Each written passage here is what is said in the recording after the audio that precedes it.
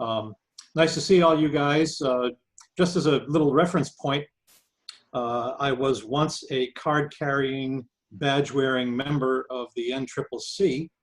I kept finding myself out there on business trips around the same time that meetings were being held, so I would show up at the meetings, and one day, at one of the meetings, Rusty Epps came up to me and says, don't you have a sister that lives out here someplace that you could use for a local address so we can put you in the club? I got signed up and with my sister's address in Pacifica.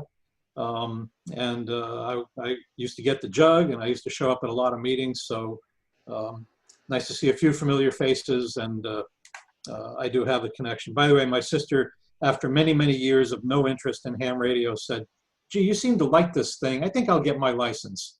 So she's KE6KRT. She's active in the Mount Diablo Club a little bit, and there's another local club in Pacifica. Her husband has been a ham 3 times. He's actually a native California. He's on his 3rd call sign, which is interesting. He let everything lapse, and then a few years ago went to one of the VE sessions and passed everything from tech through extra in one sitting. And was assigned the sequential call AI6BB, which is a great coincidence because he went to Cal Berkeley for his graduate degree, which is W6BB. So I do have some family connections out there to California, and so there's enough of that. Anyway, thanks Bob for inviting me to talk to you guys. Let me see if we can do the share screen thing here. There's a way of doing that. There we go. So I did this talk at Contest University in 2018, and I happened to have my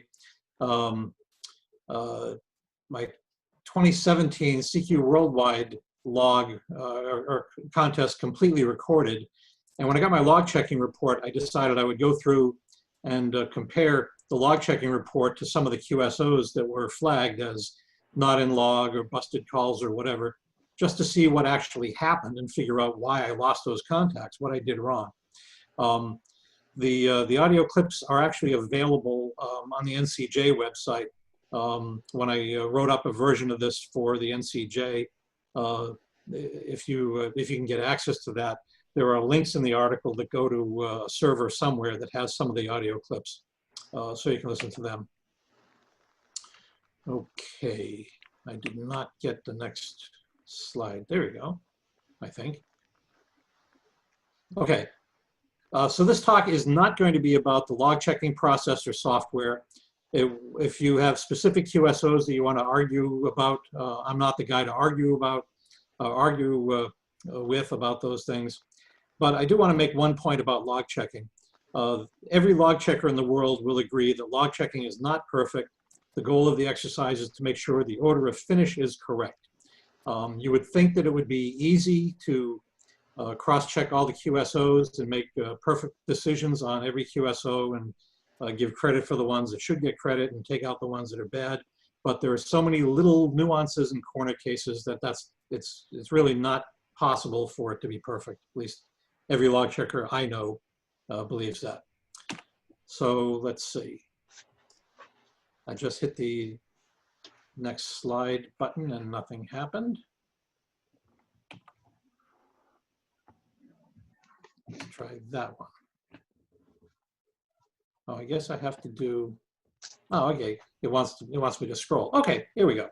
So what I am going to talk about is how to read your log checking report that you get from the contest sponsors, what you can learn from it to improve your final score for next time around, and a little bit about where certain kinds of errors originate. So the things that are in your log checking report are QSOs that are judged to be not in log, calls that are busted, exchanges that are busted, unique calls, stations that copy your call incorrectly, and guys who get a not in log from making a contact with you, but for some reason they're not in your log. Not in log means you are not in the other station's log at the time in your log plus or minus 10 minutes on the same band, and nothing remotely close to your call is there. So for instance, if you're in the other guy's log, if someone logs me as K1DG, which happens a lot, then I might get credit for that QSO if there is no QSO in K1DG's log with that guy at the same time. So how do not in logs happen? Well, we'll have some examples here. Incorrect calls is when the call sign that's in your log is a really badly mutilated entry that the software can't match up even closely to anything else, like K1DG or K1DG05 because you forgot to hit the tab or the space bar or whatever your software uses. An incorrect call error comes up if the QSO in your log matches on the same time and band to an entry with your call sign in another log with a slightly different call. So if you log K1DG, but you actually work K1DJ, and that QSO shows up in K1DJ's log, then you have an incorrect call. So there you go. An incorrect call will also be flagged if there's no such call sign in the available government databases. And there are only a few countries that provide up-to-date, accurate databases, so there are only a few that are used. Try this. There we go.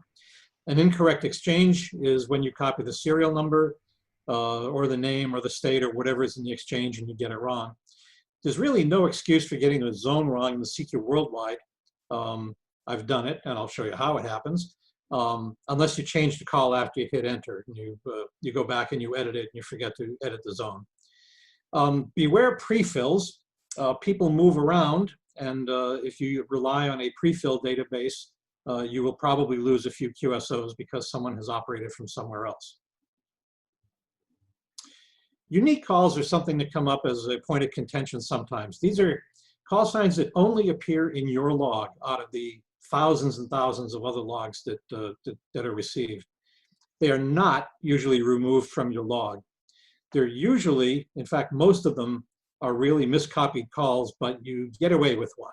So if, for example, you log K1DGG and there is no K1DGG worked by anybody else, and it's a valid call in the FCC database, then you'll probably get credit for that contact even though you got it wrong. A few of the uniques really are legitimate QSOs. If you have a lot of uniques in your log, then the log checker might go after your log a little bit more closely and say, something's wrong here. This guy is working a lot of people that no one else is working. Let's see what band it's on, what time, and try and figure out what's going on. And sometimes it's a flag that indicates someone has done something inappropriate in the contest.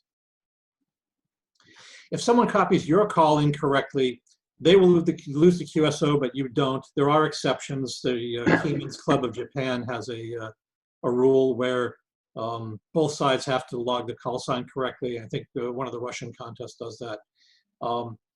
If you find that in your log checking report, a lot of people are getting your call wrong, maybe you should use different phonetics or send slower. The one that gets me is K1 Denmark Germany, spelling Germany with a J. So people get my call logged that way a lot. So Delta Golf sometimes works better.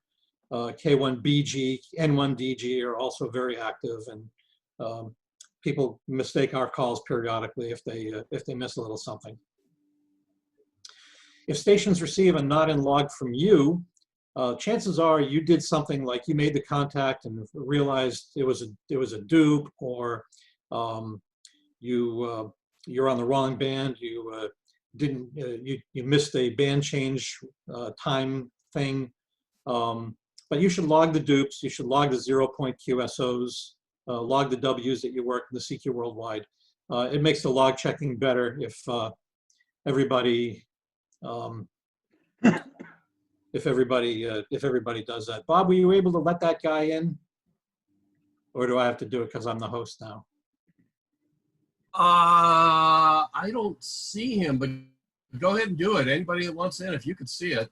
Okay. Well, he disappeared again. I don't see anything there. Oh well, he'll try again, I guess. There is in some contests you can put if there's a QSO that you did something wrong, like you missed a band change 10-minute rule in a multi-single, you can put XQSO in front of the line instead of QSO. The other guy will get credit, but you will not claim the QSO yourself. Usually the oops QSOs fall into that category. Out of band is another one. If you call someone on 40 meters split and then you realize that you think you were split, but you weren't, and you call someone outside the US band or outside your license privileges, XQSO will give the other guy credit, but will you won't be taking credit for it. So I have a few audio clips here, and hopefully they'll play. And I want you to decide if this QSO took place.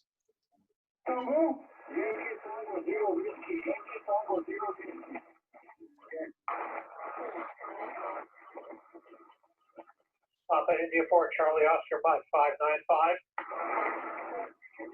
Roger, thank you. Kilowatt 1 Delta Germany contest.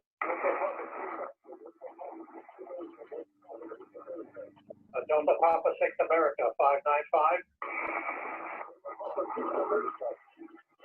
Delta Papa 6 America 595. Delta Papa 6 America 5905. Roger, thank you. Okay, so to me that sounded like a pretty good QSO, and I'm going to make you all groan. That was on 160 meters. That QSO was flagged as a not in log. I did not get credit for the contact because I'm not in the DP6A log. So I wondered what happened, and I had access to the SDR recordings that were made in Europe, and I thought maybe he was working someone else on the same frequency. So here's what it sounded like in Europe. I'm a lot weaker in Europe than on these SDRs, but maybe you can hear my signal as well as the other guy. Here we go.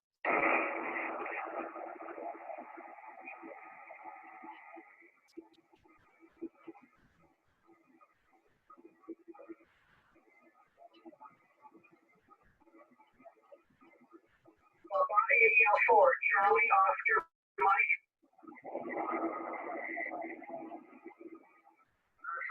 3314. Delta Papa 6 Alpha, Delta Papa 6 America, Delta Papa 6 America.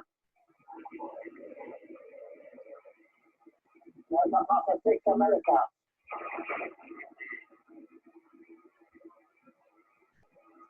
Yeah, it's a little painful to listen to with all the noise. Let's try this other one also from Europe. Maybe you can hear me a little bit better. Oh, wait a minute. Oh, look, I clicked that. All the other text comes up. Okay, so there's my logging. Let's listen to this. Papa 4 Charlie Oscar Mike. 3314.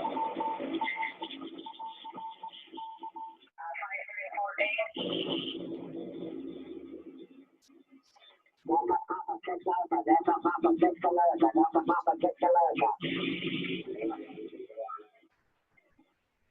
Delta Papa 6 America.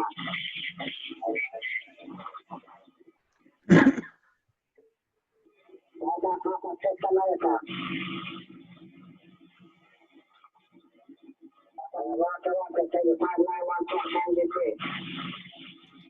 Okay, so there is my log above and DP6A's log below, and I'm not in it. There are no QSOs on 160 around that time either. So I think what happened was it sounded like kind of a young operator. Maybe he wasn't looking at the 10-minute clock on his logging software, and after the contest they decided to take that band change violation out. So I lost the QSO because I wasn't in the log. So let's move on. Here's another one. This one kind of befuddled me. I finally figured out what happened.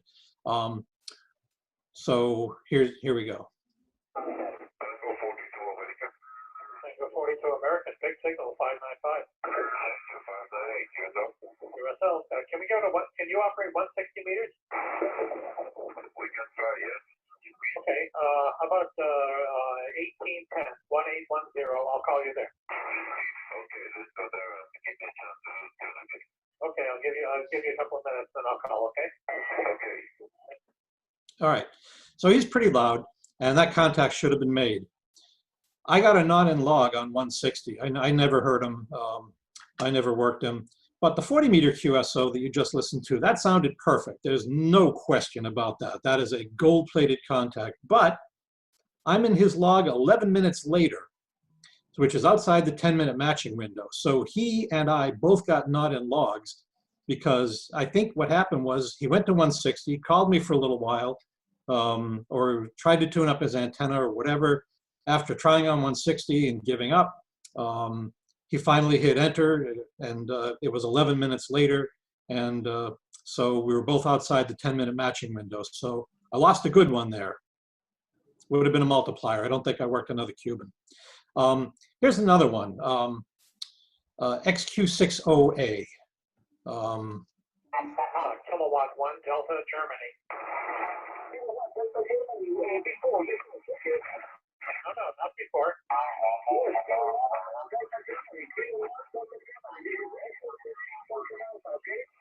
Okay, no, you're not in my log. We did not work before. You're 5905.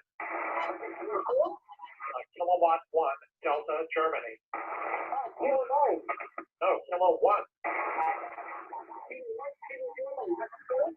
Kilómetro 1, Dinamarca, Granada.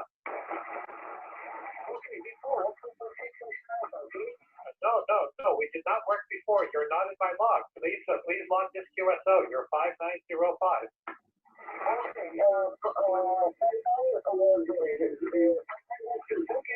Roger, thank you. Okay, he didn't log the contact.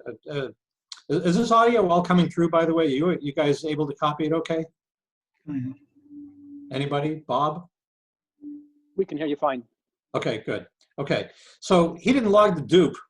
He said it was a dupe and I didn't. Well, why is that? Well, in his log, I show up at 0039 on 40 meters. But at 0039, I'm working II2S. So let's listen, and listen very, very carefully. Kilowatt 1, Delta, Germany.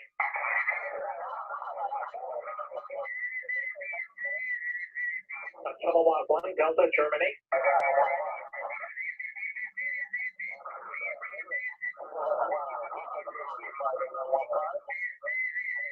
Okay, Italy 6 Sierra, I think 595. Okay.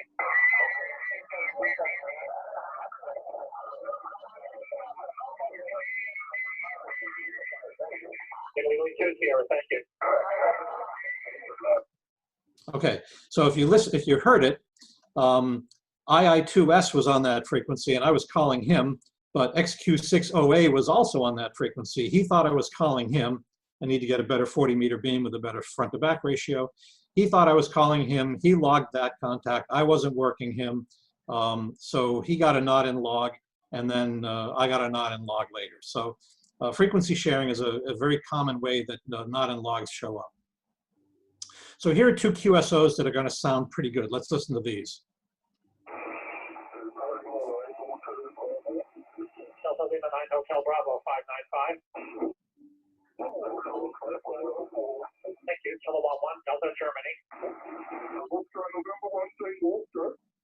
Okay, so that DL9HB QSO, I think everyone would probably agree, sounded pretty good. Now let's try this one. Delta Juliet 6 Delta Oscar 595. DJ60. Thank you. Kilowatt 1, Delta, Germany. Okay, both of those QSOs came up as not in logs on my in my log checking report, but they sounded pretty darn good. The timing was just right. They were loud, no confusion about what was happening, right? Well, it turns out in DL9HB's log, he's working ES4RD at that time, who happened to be on the same frequency. So here's a recording from Europe of the same time, the same period of time and the same frequency.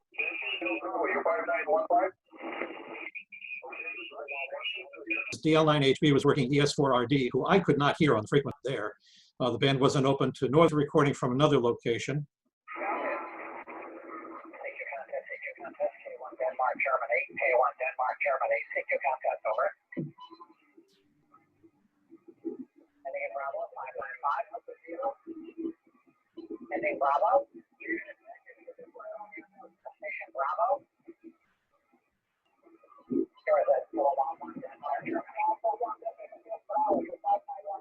CQ contact, K1 Denmark, Germany. K1 Denmark, Germany. CQ contact.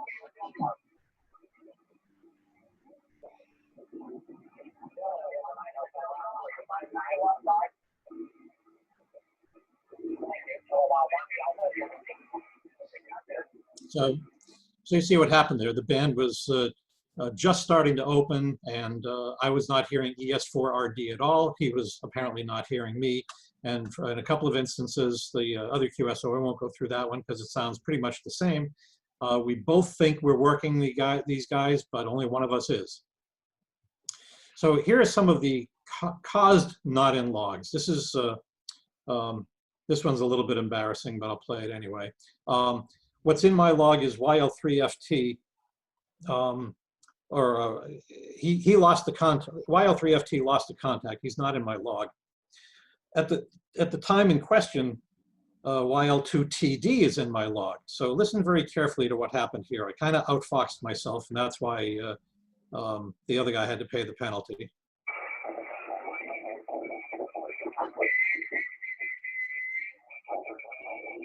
G3 Whiskey Golf Norway. 73 K1 Delta Golf. Yankee Lima 3, Yankee Lima 2, 595. Yankee Lima 3, Yankee Lima 3, Fox Tango. Thank you. K1 Delta Golf.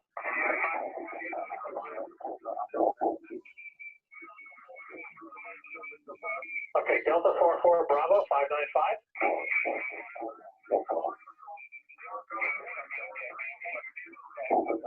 Okay, Delta 44 Bravo Sierra, thank you. Who's the Tango Delta 595? Yes, the Yankee Lima 2 Tango Delta. Okay, Yankee Lima 2 Tango Delta. I fixed that. Okay, thank you. K1 Delta Golf. So when YL2TD called in, he said correct the call, and I figured I must have screwed up the his call previously and made it YL3FT. So I went back in the log and fixed it, and poor YL3FT got whaled as a result. Oh well, I lost one. I could have gotten credit for a QSO, but I didn't. I changed the call, and the other guy did it. So don't do that. So here's another interesting one. I work UX7QG, and if you listen very carefully, you'll hear someone else who logged me that I wasn't working. Kilowatt 1 Delta Germany. Quebec Germany 595. What is your prefix?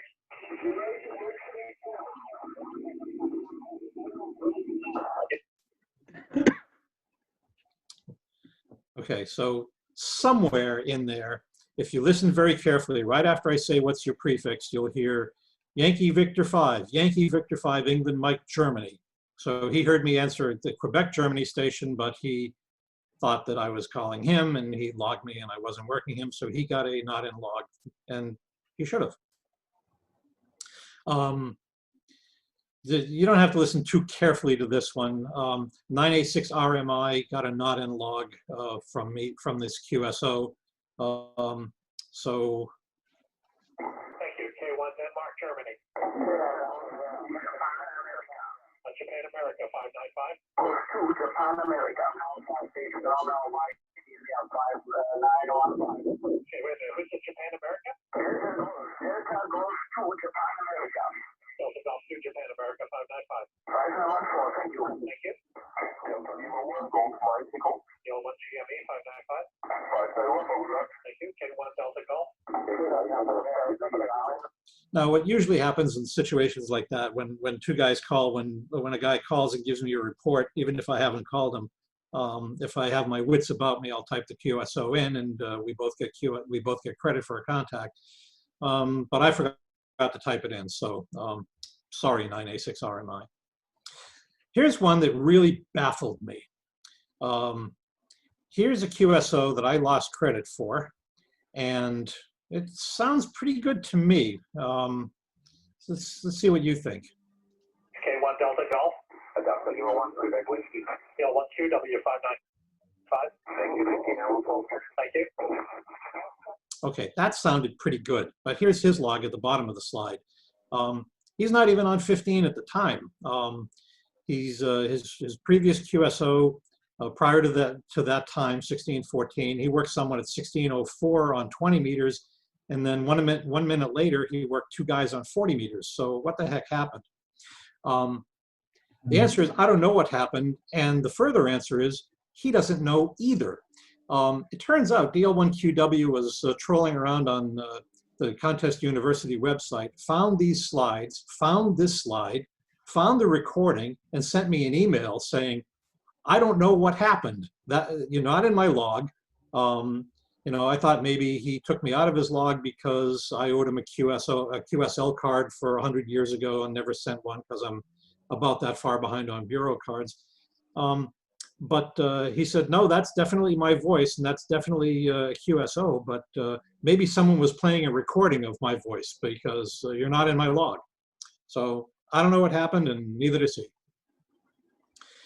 Here's another one, not in log. Fortunately, it was a 0 pointer, so I didn't really lose any credit, but November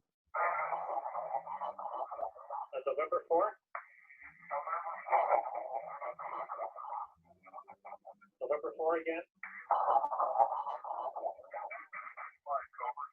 November 4 something ending by 595.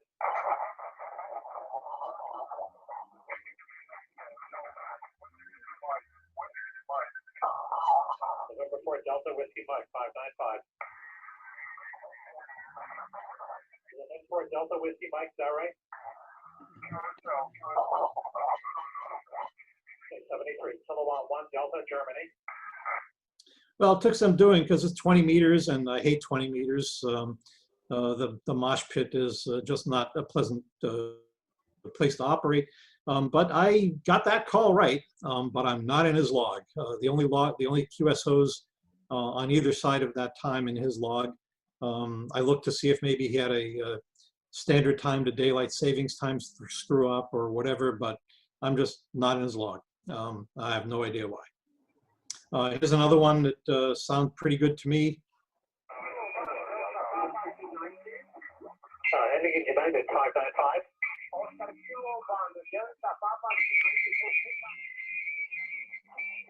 Okay, 1 Delta Papa United, thanks. Kilowatt 1 Delta Germany. Sounded pretty good to me, but here's his log. He's running around calling guys on 15 meters. The time of that QSO of 1333 fits perfectly between his QSOs at 1332 and 1339 and is a frequency between the two. But I'm the only one who got a not in log for that whole period of time. Everyone else, he worked all these other guys and somehow I'm not in his log. So this is another example of stuff happens. I won't play another one. You've heard enough of these things. So let's see. Here's one where I just got tired. When you're doing SO2R, it's easy to get a little tangled up if, especially late in the contest. This is with 4 hours left to go. 7 Philadelphia Tango 595. Kilowatt 1 Delta Germany. Contest, Tiki Contest, Victor Echo 5, Sugar Fox Contest. K1 Delta Golf. K1 Delta Golf 5904. 595. Thanks, Victor 5, Sugar Fox. Okay, so the QSO is pretty good. The problem is that I logged it on both 15 and 20, and I only worked them on 20. And the SO2R box had me on the focus on the wrong radio when I hit enter the first time, and so that's on me. This one took some detective work. Listen to this one. Maybe. Oops. Wait a minute.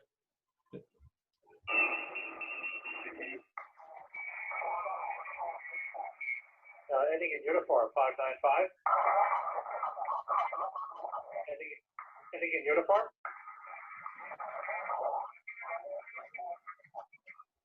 Echo Alpha 7 Bravo uniform 595.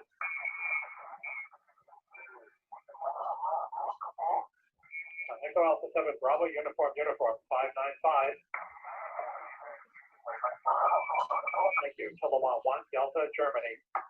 Okay, you may have noticed that the digit 7 was never copied at my end. I got 5 out of 6 of the characters right. The super check partial came up showing me when I started entering the call sign, when I got BUU in, the logging software told me that I'd worked EA7BUU on a bunch of other bands. So I had a pretty good guess that that's who it was. Seemed like a safe guess. He didn't correct the call when I very clearly called him EA7BUU. But it turns out that most log checking software builds a reverse log for stations that get on and make a few contacts, but they don't send in the log. So it creates a reverse log. And it turns out EA3BUU was active. I think he was clicking spots, running around the band and working guys, but he didn't submit a log, so the contact couldn't be cross-checked. But if you look at his reverse log, and in bold print there, I've inserted my QSO, you can see that it kind of fits the pattern. He was running around working loud, mostly East Coast guys, clicking spots, and I fit in there. He wasn't tuning up the band smoothly or tuning down the band. He was just clicking spots and rolling around. And so it's very likely that I worked EA3 BUU, but logged EA7 BUU. So the lesson in that one is, if someone's got your call almost right and is missing one thing, work hard to make sure he gets the whole call right. So after analyzing all the not-in logs and the cause not-in logs in my 2017 CQ Worldwide log, there were 15 not-in logs. About half of them were my errors. About half of the other guy's errors. This guy wants in there. Of the not-in logs that I caused, 11 of them were because the other guy logged an incomplete contact where I didn't work him, but he thought I did. There were 5 mistakes that I made. 3 of them were actually contacts that sounded bogus. I was pretty sure the contact wasn't completed, so I didn't log him, but the other guy did. So there were 3 that I could have, if I was a little bit more generous to myself, I could have had 3 more contacts. And there were 10 where there's nothing on the recording, and I can't figure out what happened. So not-in logs come from unlogged oops contacts where someone logs a QSO that he shouldn't and then decides to delete it. Unlogged dupes is another one. It's a big question mark how to handle pre-dupes. In other words, where a guy works you or thinks he works you and then later doesn't log the dupe contact, which would have been the only good one. Frequency sharing, where 2 guys are on the same frequency, can't hear each other, both working guys at the same time, and you think you work a guy because the timing sounds great, but he's working someone else. A QSO logged after a 10-minute delay is a problem, so you should log it as soon as you can. Corrected calls, where you go back and say, oh, no, I got that wrong. Let me go back and change it. Well, maybe I had it right the first time, so you should log both of them. If you guess, or if there are if you're using the cluster and there are bad spots and you log those, that's a problem. And then there are cockpit errors like logging VE5SF on the wrong band and not fixing the bogus entry.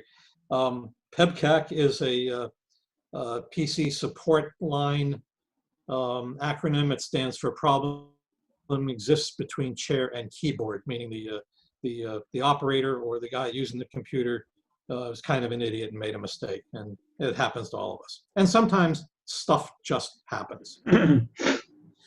Caused not-in logs arise when the other guy doesn't have your call right. That's not your fault, that's his. Or if the other guy thinks he's working you, but you're working someone else, all these things. Unlogged QSOs including suspected dupes. Whoever didn't log the QSO is the one who's to blame. So reading your LCR can help you improve. Sometimes the things that are in the log, sometimes it's your problem, sometimes you cause problems for others, sometimes you just can't figure it out. And as I said near the top, log checking is not perfect, you just have to deal with it. I've found in my experience, I probably get credit for more QSOs that I screwed up and should have lost compared to QSOs that got taken out that probably shouldn't have. So on balance, you probably come out ahead on the game. So there you go. That's pretty much all I got to say. And if I press this button, you should be looking at my smiling face again, I think. And we see it. Aha, there I am. So there you go. Hope you enjoyed it. I hope it wasn't too painful to listen to European sideband signals from 160 meters. which I guess you don't hear very much out in California. It's, you know, we just run them here for a little while. I did have the advantage, just to put it in perspective, that was using a 2-element phased array and a 500-foot beverage operating from an island off the coast of Maine. So there are a lot of East Coast stations that don't hear European signals on 160 sideband like that place does. So anyway, I'll entertain any questions or comments if you got them out there, except for Andy Faber, because he already knows everything. I have a question. May I ask a question, Bob? Yeah, this is Alpha Echo 6 Yankee. Doug, that was great. Thanks so much. It's very interesting to hear the recordings. And the question I have for you is, by the way, let me say I'm going, hopefully flying to Aruba tomorrow night for the CQ Worldwide next weekend. First time there since February. I had a devil of a time getting the proper COVID test. I had to drive to San Francisco to get one yesterday, which I got, which I think Aruba will accept. They're very careful. So it actually is I was half thinking I'm not going to be able to do this. But the question I have is, I kind of do the same thing you do when I'm running at high rate on phone. Like somebody comes and says, I hear Delta Germany. So I say Delta Germany 599, 5909 or whatever.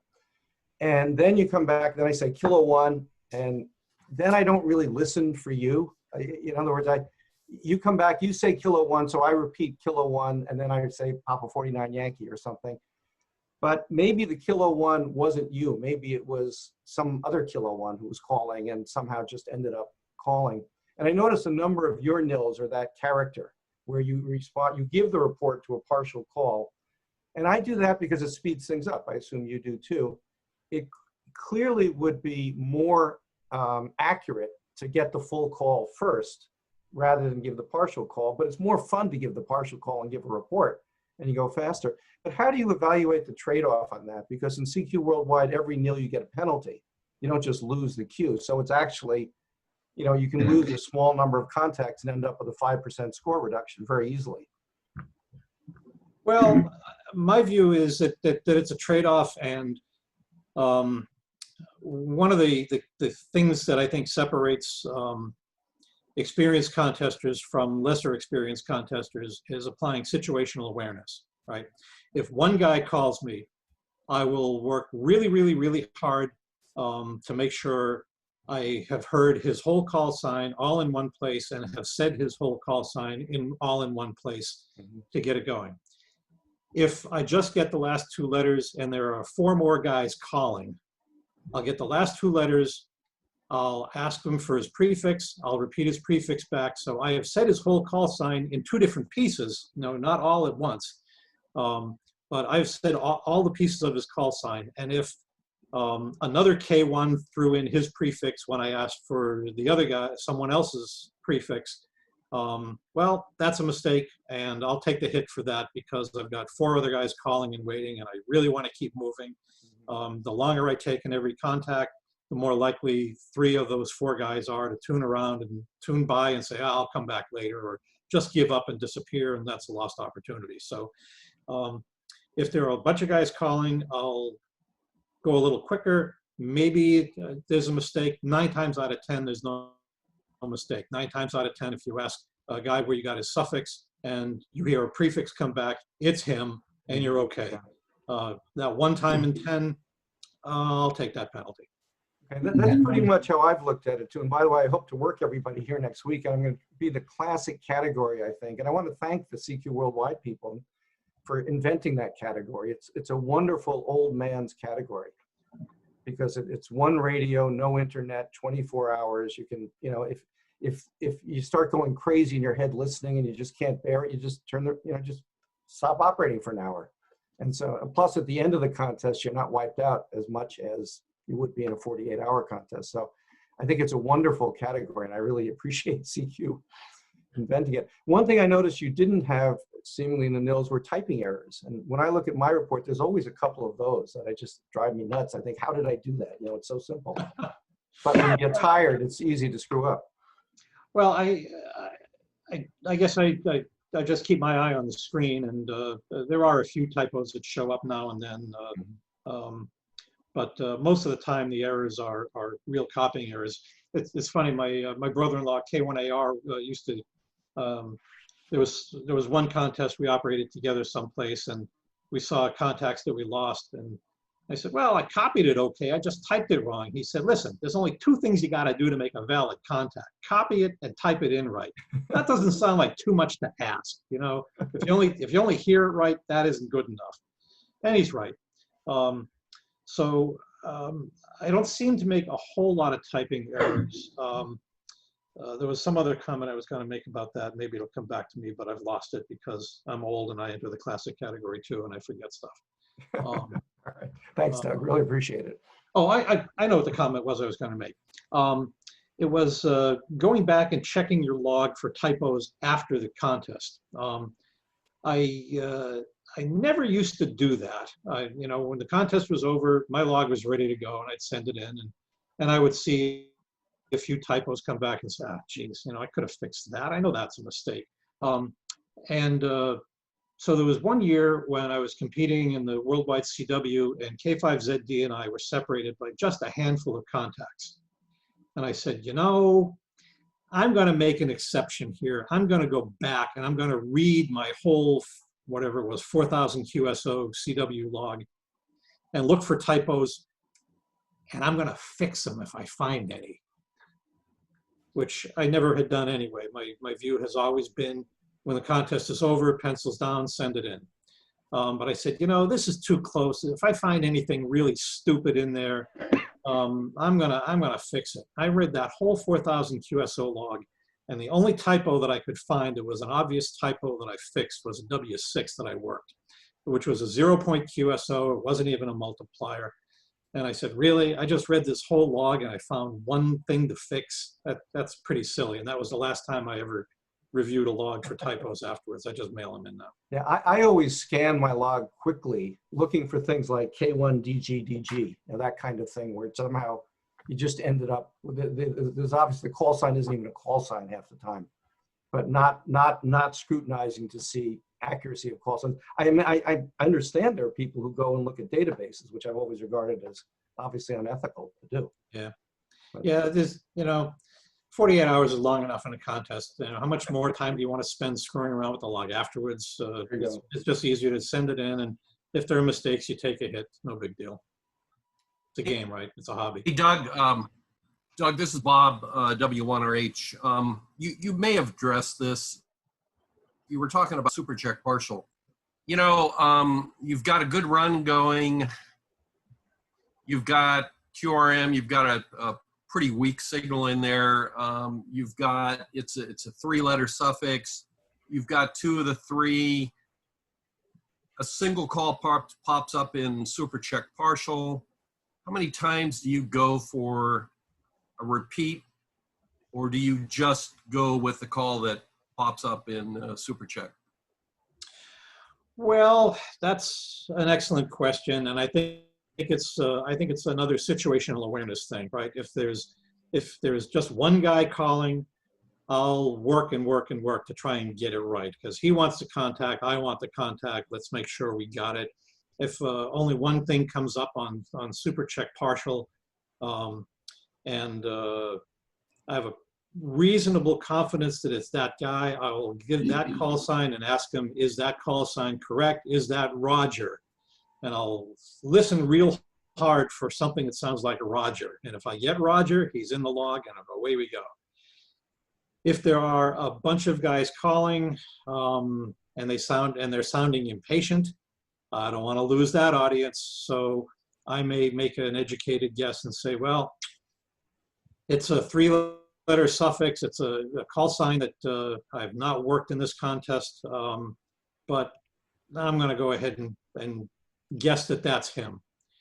Well, if it's in the database, it's probably okay, and you probably win, but there is a chance that you'll lose the contact, like that EA3BUU, EA7BUU thing.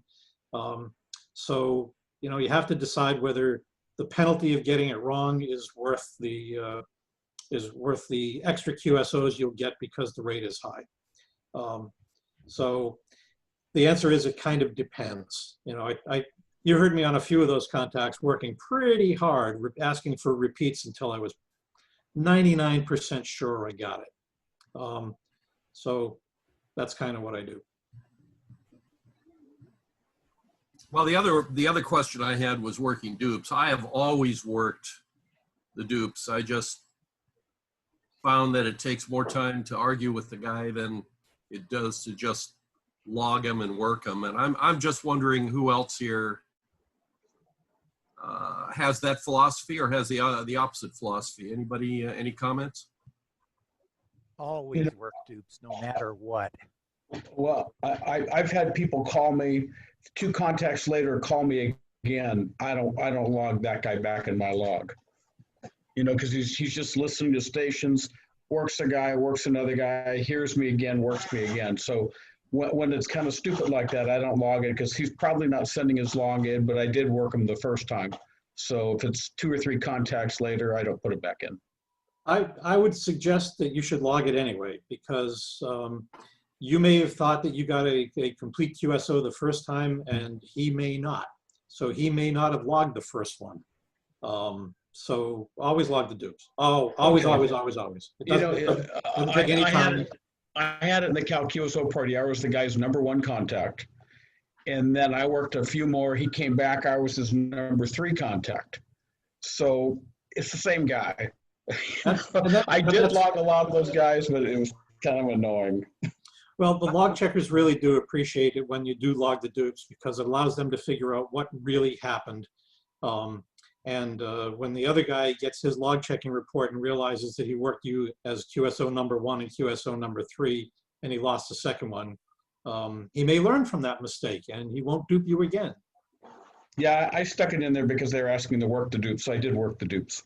Yep. I have the view that it depends on the contest. In CQ Worldwide, the exchange is so simple that it doesn't slow you down much. Although I do find when I'm on a Reuben, I get misspotted, and there's a slew of dupes, and it just drives me nuts. But in sweepstakes, for example, I mean, there's nothing worse than you're getting repeats from a weak station over and over, and you finally get his call sign right, and you realize it's a dupe. You know, and meanwhile, there's been this long exchange that you've been, very politely trying to copy, and that really is horrific. So Yeah, it's always the weak ones you can't copy that are the dupes. that's right. So I think in sweepstakes, Rich, I tend to not work. I tend, certainly on phone, I'll say there's a dupe. I usually say check your log. If not in it, call back or something. But in CQ Worldwide, it's just simpler to do it. I see Martin A10N joined us from the East Coast. Hello, Martin. Yep, under my son's Zoom account because I haven't got it set up on my other machine, so I'm faking it as my son. But My contesting partner when I lived back in W1. yeah, I'm trying to get the station built so you've got a good justification to come back. But we'll look forward to that. And obviously, I get to see Doug more than you guys these days. But nice to see everybody's faces today. Earlier Bob was complaining about how terrible it's been in California with insurance rates going up because of fires and so forth. He's actually talking about moving back east. So he's mentioned that there are some stresses out there. So I've got room for an extra operator. More beams are going up, so it's all good. Hey, this time, Martin, I'm building my own station. There you go. Well, you can still come over when you want to play somewhere else. any other questions about funky log checking weirdnesses or? Yeah, I have a question.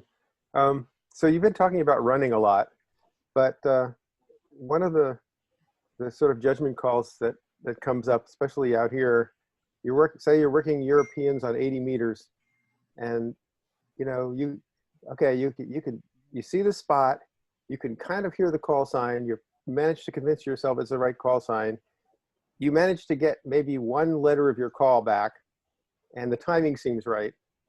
So it's like, do you have any advice about difficult S&P situations? Well, we do occasionally have to do some S&P from the East Coast. It's not run 48 hours. We have to take a few minutes here and there to work the rest of the world. And we have the same problem. Trying to work a JA on 75 on the sideband, and I think he came back to me. It sounded like he came back to me. The timing was right. You sort of have to go with your own gut, whether the timing really was right, whether you really made the contact or not. I don't have any real good hard and fast rule for you, unfortunately. You just have to sort of keep in mind that there's a penalty of 3 additional QSOs if you're not in his log.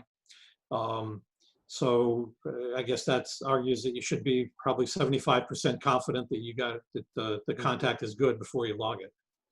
You have to make your own judgment. You know, if you can hear that there's no one else calling, there's no other call sign close to yours that's calling, and you call once and you hear part of your call come back, and then you wait and you hear part of your call come back again and no one else called, that's a pretty safe bet that he's working you. But otherwise it can get pretty ugly. Sometimes, you know, he'll be working someone that you can't hear in the other part of the world, and you lose it. So you do the best you can. If you find in your log checking report you're losing a lot of contacts for doing that, probably a good idea to kind of tighten up your criteria for what you think is a good one. That's really the benefit of the log checking report, is to see, you know, gee, I'm guessing along a lot of these. Maybe I should try to be a little bit more solid that the contact is legitimate. One of the things I've noticed when I get QSL cards from Aruba is I make a lot of JA mistakes. And what happens is they're weak JAs, they're calling, they all have 6-letter calls, they all are at exactly the same volume level. If you get a letter wrong, sometimes nobody responds. It's, you know, I end up saying the JA1 on the theory that whoever it is a JA1 because it's likely.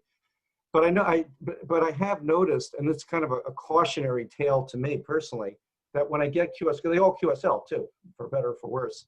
And when I answer those cards, it's a much higher percentage of mistakes than I have with any other kind of call. John Crivelli at Papa 40 Whiskey has a rule that he will not log a JA call normally unless he sees it in SuperCheck parcel, to at least eliminate, you know, unlikely calls. But it's a difficult thing. I don't know, do you have any, Doug, is there any from the East Coast, are there any particular difficulties that you find in terms of one country, or for example, you know, hearing the distorted Italians and figuring out their call or something like that? Well, I don't know. I mean, we kind of struggle with JA call signs because they're kind of weak. I had a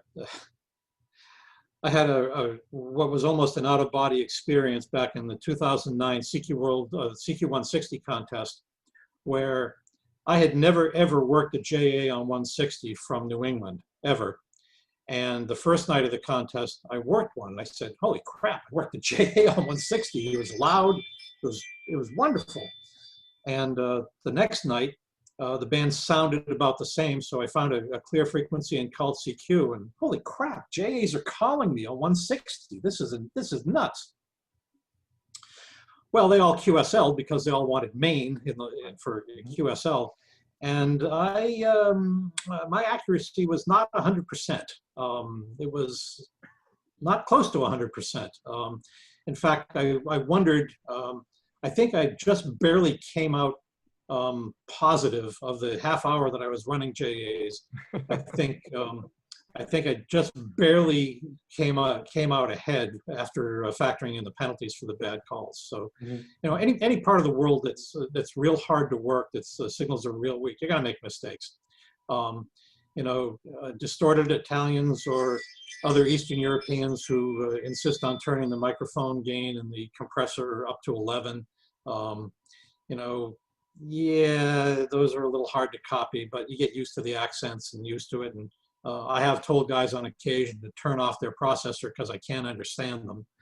And they do, and then I can copy them. The call signs are okay. So yeah, I don't think I would single out any one specific country. I think it's sort of any place where there are weak signals, and especially on a crowded band.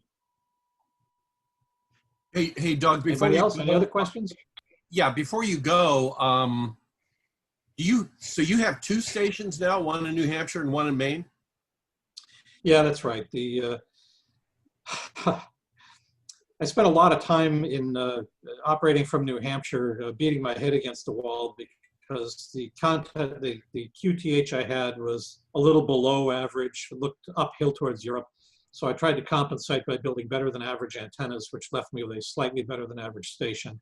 And it was pretty hard to compete with guys who had better than average locations and better than average antennas. So we built a house in Maine on an island, and the low bands are just ridiculously good from there, and the high bands are also very good. You know, the prevailing wisdom is that saltwater foregrounds don't really benefit you for horizontally polarized antennas, but my empirical evidence suggests otherwise. Because with modest antennas, when I first started out there, I've added some other stuff, but I was just getting ridiculous reports on the high bands with horizontally polarized antennas, so it works very well. I'm kind of in the process of downsizing. I sold that New Hampshire house 2 years ago and bought a hilltop over here in about 10 miles away in New Hampshire.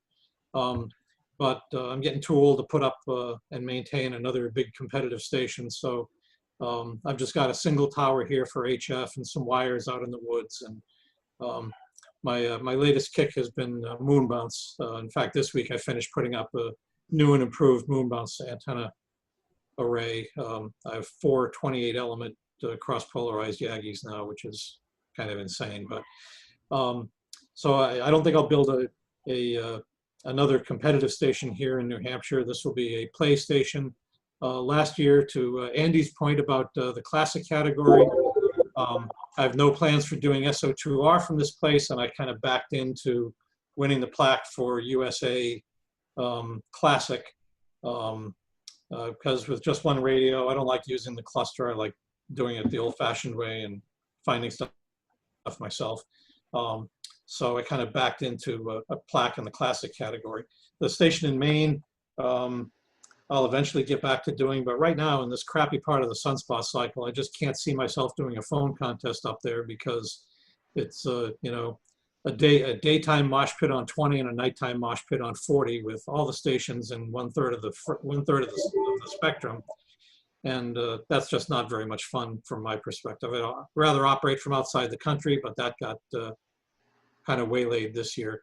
CW is kind of fun, but Maine has gotten very crowded with a bunch of remote ham radio stations. Many of those are set up for doing 2BSIQ, is that Jose's acronym?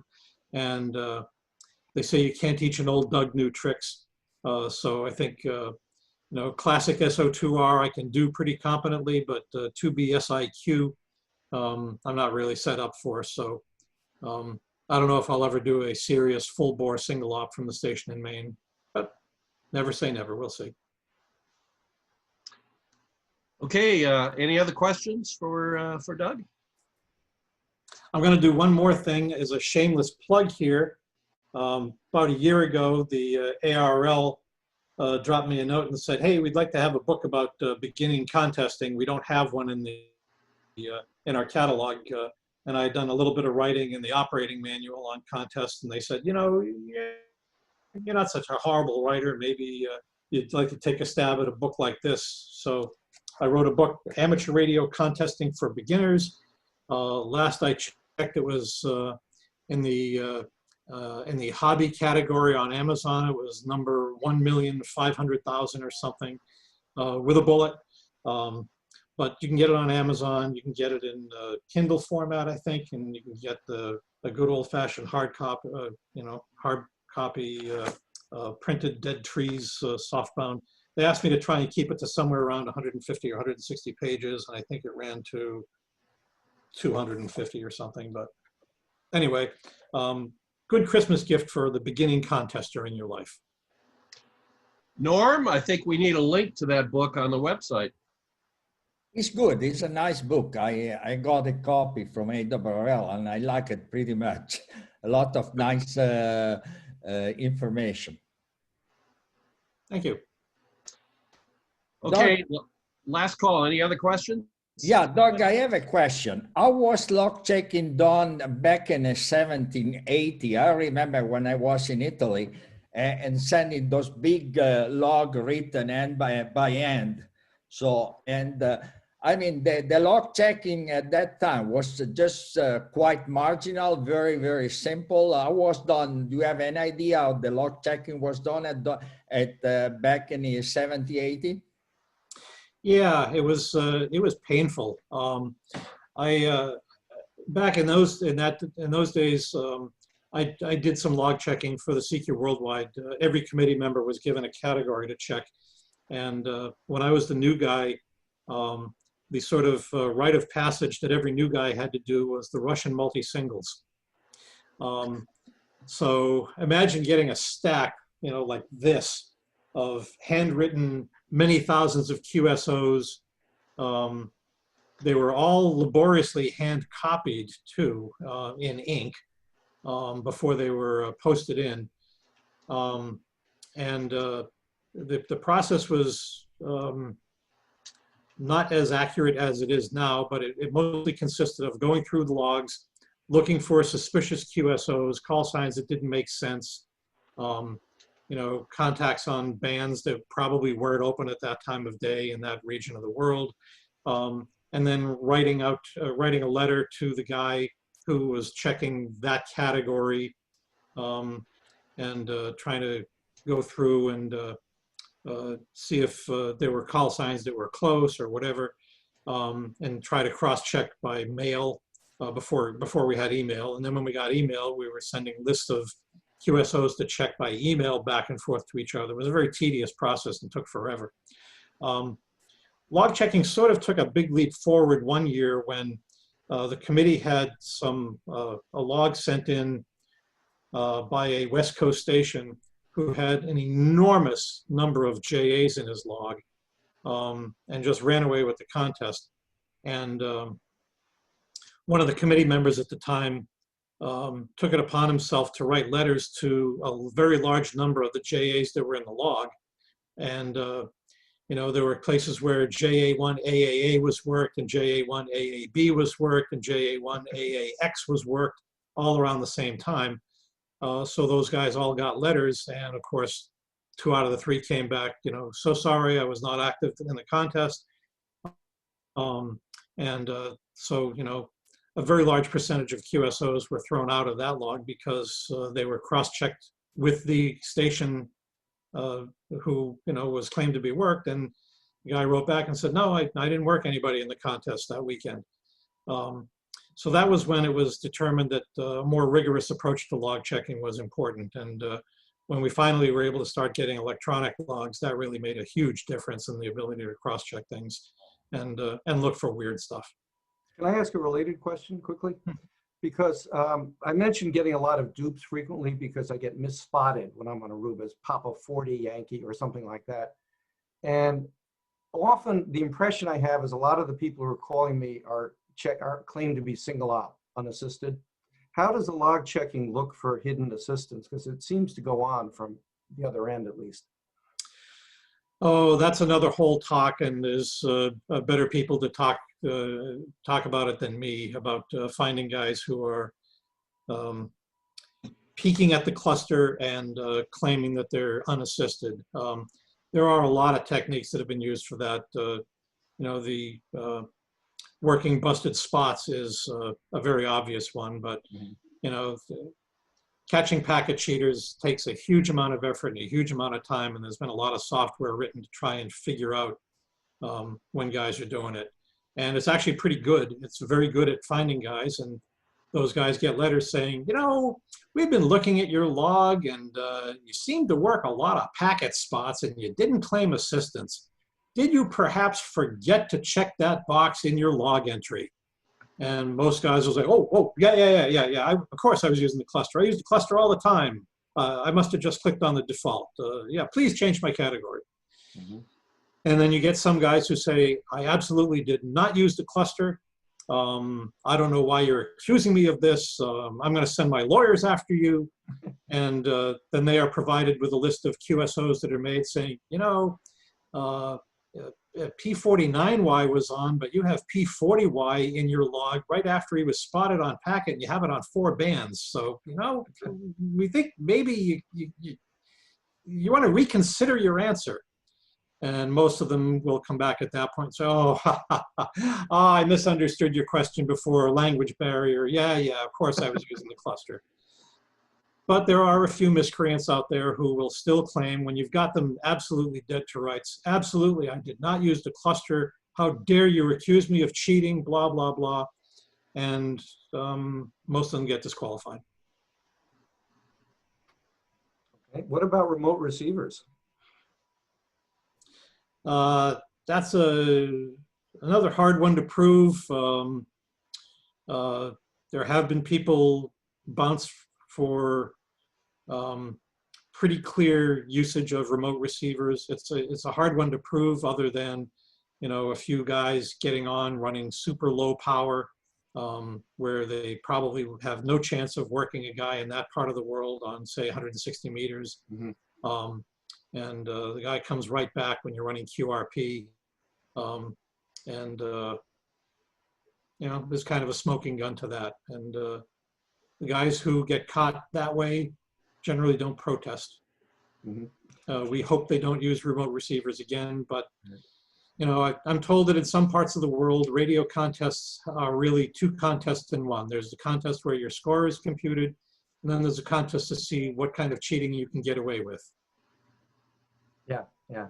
Thanks again, Doug. This is great. Really appreciate it. Okay. By the way, I wanted to introduce Dave, WD6T. Dave, you still around? Dave is the president of NCCC. Anything you want to say about tomorrow's meeting, Dave? Well, well, first of all, hello. Nothing really I want to say, except that there's going to be a surprise, but I don't want to give it away. So it's going to be some interesting presentations. We're going to have some sweepstakes tips, and also a special surprise. And it's at an odd time, 2 p.m. on a Sunday, and that was basically to avoid colliding with this meeting. So. Okay, Dave, last call. Any other questions?